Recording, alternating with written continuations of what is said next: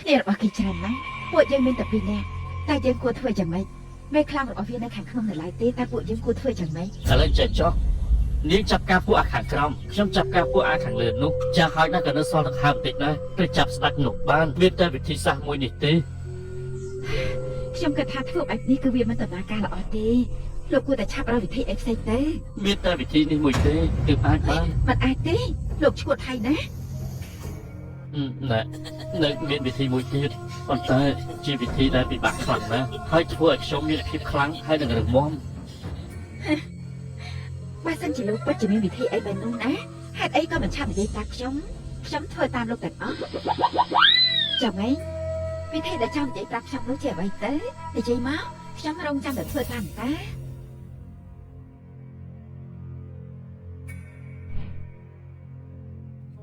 ហើយនេះលោកហើយប្រដេះប្រដាឈួតមែនទេខ្ញុំប្រាប់នេះគឺជាវិធីចុងក្រោយហើយណាខ្ញុំសុំស្បត់នេះជាការពិតមែនមិនអត់ទេតែរឿងនេះមិនអាចធ្វើដល់កន្លែងនឹងបានទេឈួតណា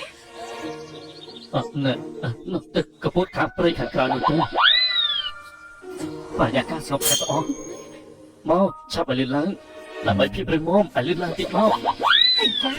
បាត់ចាប់មែនអត្តពាក់ឈួតនេះវើ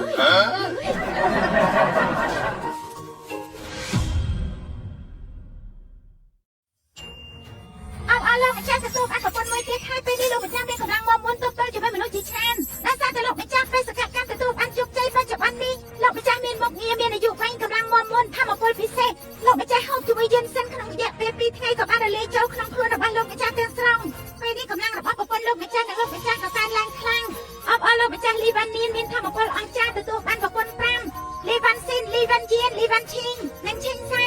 ពេលនេះអាយុរបស់លោកម្ចាស់នឹងឡើងកម្រិត66ឆ្នាំហើយ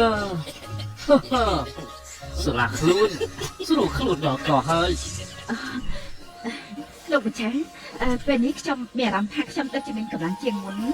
គឺជាប្រភេទកម្លាំងទ្វេដងណាហេតុដូច្នេះតែថ្ងៃមកគួរតែធ្វើសកម្មភាពនេះឲ្យមានប្រយោជន៍ទេអីចាណែមិនអីទេចាំពេលក្រោយទៀតក៏បានដែរធ្វើឲ្យនឹកយកបន្តិចខ្ញុំមានអារម្មណ៍ថាពេលនេះខ្ញុំមានកម្លាំងអាចសម្រាប់ទៅហៀនលោកបានហើយលោកម្ចាស់ល្អអញ្ចឹងពួកយើងចាប់ផ្ដើមទៅសម្រាប់ស្ត្រីតែម្ដងទៅតោះតែដឹងថាប្រុសចាស់ម្នាក់នោះគេចាំមិនប្រហែលតែពេលនេះតែគេស្លាប់ឬមួយក៏រស់មនុស្សដែលជាគេមានទេពកោសល្យណាស់ប៉ុន្តែគួរឲ្យស្ដាយណាស់តែមិនបានចាប់គេហើយចាមនុស្សស្អីលួចស្រឡាញ់គេតែមិនហ៊ានសារភាពហេតុអីបានជាលោកមកទីនេះសេនាឈប់ស្រឡាញ់ទៅពួកអត់ដែរទាំងអស់នោះគឺខ្ញុំខ្វាយវាអស់ហើយដូច្នេះនៅសល់តែនាងនោះទេនេះមិនអាចទៅរួចទេពេលនេះតើលោកចង់ធ្វើអីមានចង់ធ្វើស្អីមកសួរសុខទុក្ខនាងហើយនឹងមកសួរសុខទុក្ខស្ដេចពេជ្រនឹងណាឥឡូវនេះចាប់ខ្លួនបានហើយពីមានឆាំផ្សេងរបស់យើងមិនអនុញ្ញាតឲ្យលោកធ្វើបែបហ្នឹងទេប្រពន្ធសម្រាប់ណាចាប់គេចូលមកចូលទៅ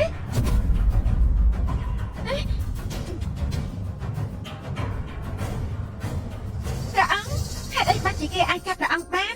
រឿងនេះនិយាយដូចបោះជែកសួរអ្នកមើលទៅមើលបើមិនសម្រាប់លោកវិទ្យាឬក៏មានទាត់ទេធ្វើមិនទើបអាចចូលទៅចិត្តស្ដេចបាននោះពេលនេះក៏អាចចង់ធ្វើឲ្យព្រះអង្គទី1មកយកនេះធ្វើជាទេសកលរបស់ខ្ញុំទី2មកចាប់ស្ដេចខុសខើនេះយកទៅកាត់ក្បាលចោល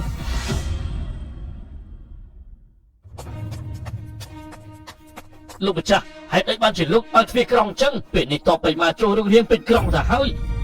អាយ៉ានេះឯងមិនដឹងមែនទេចិត្តតិចបន្តិចទៅយើងបើកទ្វារក្រុងព្រោះតែហេតុផលមួយគត់យើងចង់ធ្វើជាស្ដេចគ្រប់គ្រងនគរដានលៀងនេះ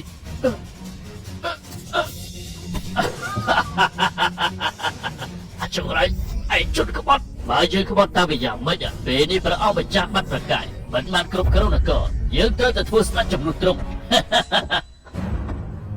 សន្យាហើយថាកក់កញ្ចុះជុំគ្នាចោះហេតុអ្វីបានជាកលាសំដីសេនាប្រមុខលី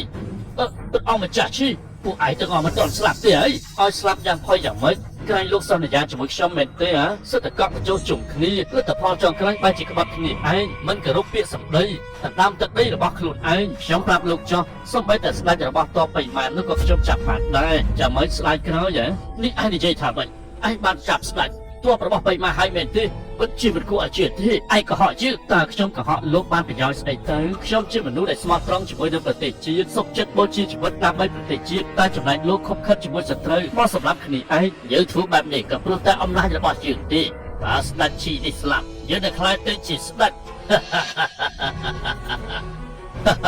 ពេលនេះយើងមានទ័ពបីបាជំនួយយើងបានណាត់ជាមួយនឹងពួកគេហើយយប់នេះយើងទៅផឹកជាមួយនឹងគេឲ្យសវឹកលោកអបរាជសុបរីកាមនុស្សដែលលោកជិះមកយប់នេះខំសែអស់ហើយថាម៉េចពួកវាមិនមកទេស្រេចទៅមកឯងពួកវាមិនមកអាចបានលុយណាចេញឲ្យគេ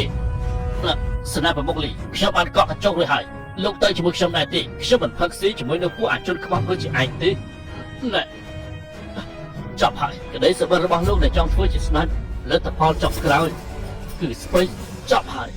ខ្ញុំចប់ហើយលុយក៏ជាពាក់គេខ្លួនក៏មិនបានធ្វើជាស្ដេចទៀតហេតុអីប្រពន្ធសម្លាញ់ពួកយើងទៅហាននិមន្តនៅផ្ទះរបស់យើងទៀតទៅណោះ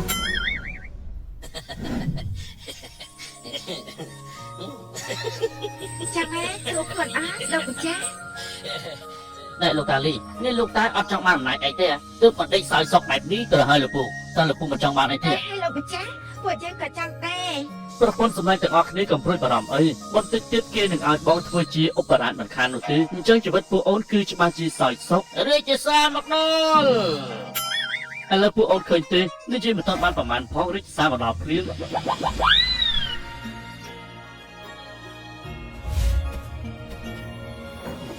សេនាប្រមុខលីវ៉ានៀនទទួលរាជសារដោយសារតែលោកកំចាប់សត្រូវទ័ពបៃម៉ាព្រះអង្គម្ចាស់ពិតជាពេញចិត្តចំពោះលោកខ្លាំងណាស់ក៏លើកលោកធ្វើជាលោកអបរាជដើម្បីការពារនគរណាលៀងចំណែកឯលោកមេទ័ពលីវ៉ាន់ខៃលោកមេទ័ពលីវ៉ាន់សាវពួកលោកទាំងពីរអត់លើកយូរដែរមកហើយដូច្នេះព្រះអង្គប្រទានប្រពន្ធម្នាក់មួយចប់រាជសារអោព្រះគុណព្រះអង្គម្ចាស់ពេលនេះគឺលោកខ្លាចទៅជាឧបរាជហើយជួយមើលថែព្រះរាជាផងអរគុណលោកអាម៉ាន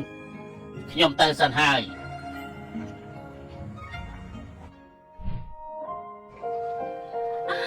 តែសម្លាញ់ពេលនេះបងបានឡើងតំណែងធំហើយណា